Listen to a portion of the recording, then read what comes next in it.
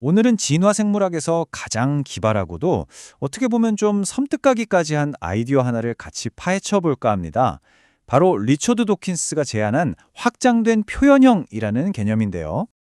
자, 한번 이런 질문으로 시작해 볼까요? 이건 간단해 보이지만 사실은 엄청난 질문이에요. 거미줄은 과연 거미의 일부라고 할 수 있을까요? 보통 우리가 표현형이라고 하면 유전자가 겉으로 드러나는 모습을 말하죠. 뭐 키가 크다거나 눈 색깔이 어떻다거나 하는 그런 신체적인 특징들이요. 그런데 이건 어때요? 비버가 만든 댐! 도킨스는 바로 이것도 표현형이라고 주장합니다. 이게 바로 확장된 표현형의 핵심 아이디어예요. 유전자의 힘이 그 유전자가 살고 있는 생물체의 피부를 뚫고 바깥 세상까지 뻗어나간다는 거죠. 자, 그럼 이 개념이 대체 뭔지 비버댐 이야기부터 한번 제대로 들여다보죠.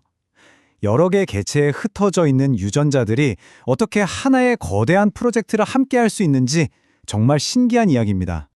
여기서 진짜 중요한 점은 이 댐 자체가 여러 유전자들이 힘을 합쳐 만들어낸 눈에 보이는 결과물이라는 거예요. 유전자의 효과가 몸 바깥 세상에 떡하니 존재할 수 있다는 걸 보여주는 거죠. 이건 그냥 와, 신기하다 하고 끝날 일이 아니에요. 생물학에서 형질이라는 개념 자체를 뿌리부터 흔드는 생각입니다. 자, 여기서부터가 진짜 흥미진진해집니다.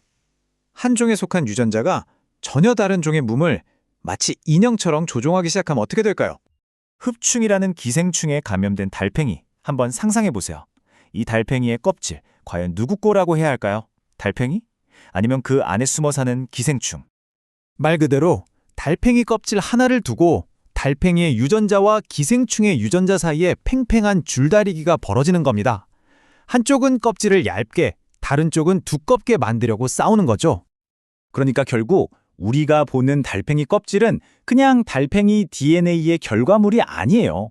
기생충 DNA의 결과물이기도 한 일종의 합작품인 셈이죠. 바로 이 지점에서 한 생물체라는 경계가 대체 어디까지인가 하는 근본적인 질문을 던지게 되는 겁니다. 기생충이 다른 생물을 조종하는 것도 놀라운데 만약에 그 조종하는 녀석이 온전한 생명체조차 아니라면요? 이번에는 아주 작은 DNA 조각 하나가 식물 전체를 자기 공장으로 바꿔버리는 훨씬 더 기묘한 사례를 한번 보시죠. 이건 정말 영화 같은 이야기인데요. 여기서 진짜 이기적으로 행동하는 주체는 박테리아가 아니에요. 바로 그 플래스미드, DNA 조각 그 자체입니다. 자기랑 똑같은 복제본들을 먹여 살리려고 식물 전체를 조종하는 거죠. 정말 기가 막히지 않나요? 자, 지금까지 유전자가 다른 생물체 안에서 어떻게 힘을 발휘하는지 봤어요. 그럼 혹시 몸 바깥에서 마치 원격 조종처럼 다른 생물을 조종하는 것도 가능할까요? 뻐꾸기가 바로 그 대표적인 예죠. 뻐꾸기의 유전자는 단 한 번도 숙주새의 몸속으로 들어가지 않아요. 그런데도 소리나 행동 같은 외부 신호만으로 숙주새의 행동을 완벽하게 조종해서 자기 새끼를 키우게 만들죠. 이건 뭐 사실상 숙주를 원격 조종 로봇으로 만들어버리는 거나 마찬가지예요. 그런데 말이죠. 이 원격 조종의 범위가 과연 어디까지일까요? 혹시 대륙을 건너서까지 작동할 수도 있을까요? 도킨스는 바로 이 상상력의 끝을 시험하기 위해 정말 기발한 사고 실험 하나를 제안했습니다. 들어보면 이게 말이 돼? 싶을 수도 있는데 자연선택의 논리를 따라가다 보면 이게 또 그렇지가 않아요. 한번 같이 따라가 보시죠. 정리하자면 이런 겁니다. 영국에 얌전히 앉아있는 유전자가 수천 킬로미터 떨어진 아프리카에서 제비의 행동을 바꿔서 자기한테 필요한 걸 가져오게 만든다는 거죠. 표현형이 대륙을 건너 발현되는 거예요. 정말이지 상상력의 스케일이 엄청나죠. 자, 유전자의 영향력이 대륙까지 건너갈 수 있다면 정말 이제 한계라는 게 없는 걸까요? 어디까지 뻗어나갈 수 있을까요? 바로 이 지점에서 도킨스는 명확하게 선을 긋습니다. 가령 가이아 가설 같은 생각에는 아주 비판적이죠. 지구 전체가 하나의 거대한 생명체처럼 움직인다는 가설인데 이게 자연 선택의 관점에서 보면 말이 안 된다는 겁니다. 왜냐하면 자연 선택이 작동하려면 반드시 경쟁이 필요하거든요. 그렇다면 가이아, 즉 지구는 대체 누구랑 경쟁을 하죠? 경쟁 상대가 없으면 선택도 일어날 수 없습니다. 지구를 하나의 유기체로 보는 건 정말 아름다운 비유일 수 있지만 그건 어디까지나 비유일 뿐 진화의 단위가 될 수는 없는 거죠. 바로 이게 확장된 표현형이 작동하는 아주 중요한 경계선이에요. 유전적 경쟁이 있는 곳까지만 그 팔이 닿을 수 있다는 겁니다.